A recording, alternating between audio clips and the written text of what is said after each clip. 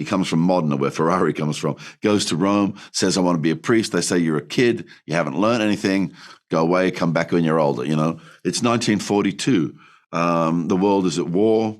He joins the resistance, he joins the partisans and he fights against the fascists. So this young man who's received a calling from God now has a gun in his hand and he's shooting to kill.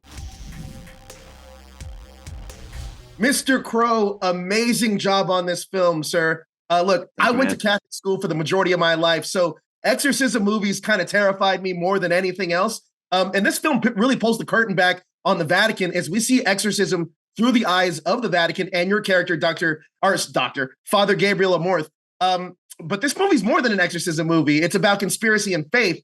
What was it about this movie that made you want to dive into the horror genre? I did The Mummy with Tom Cruise back 9 years ago or so like that. So I did dabble a little bit in the genre, but what caught me up, man, was the reality and the truth of this guy's life. This is a real man, Father Gabriel Amorth. He had this incredible life with all these different experiences, but left behind 12 books that document his first-person experience as the chief exorcist for the Vatican. So, from an actor's perspective, to be handed a treasure chest like that, it was just perfect, man, Now, can you talk to me about honoring the portrayal of Father Gabriel while still making the character your own? From the reading I did and from the people I met and the people, that I talked to about him, some of whom were friends of his, some of whom were work colleagues when he was a journalist.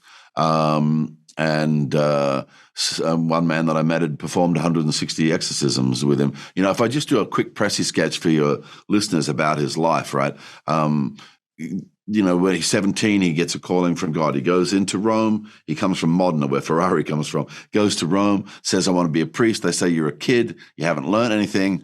Go away, come back when you're older. It's 1942. The world is at war.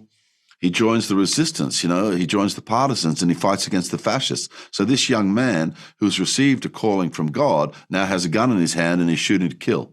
And he's being shot at. He gets wounded in that experience of the war. He comes out of his war years. He goes to law school, completes his law degree, starts to work as a journalist, right, and goes back to the same priest in Rome and says, I still have this calling. And the guy says, well, now it's perfect.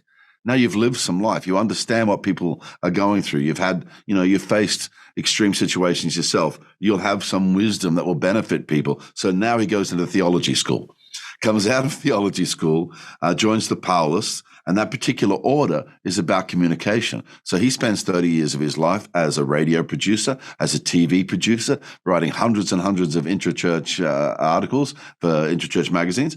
And at the age of 60, a man called Father Candido, who he barely knew, taps him on the shoulder and says, Gabriel, your next step is to become an exorcist.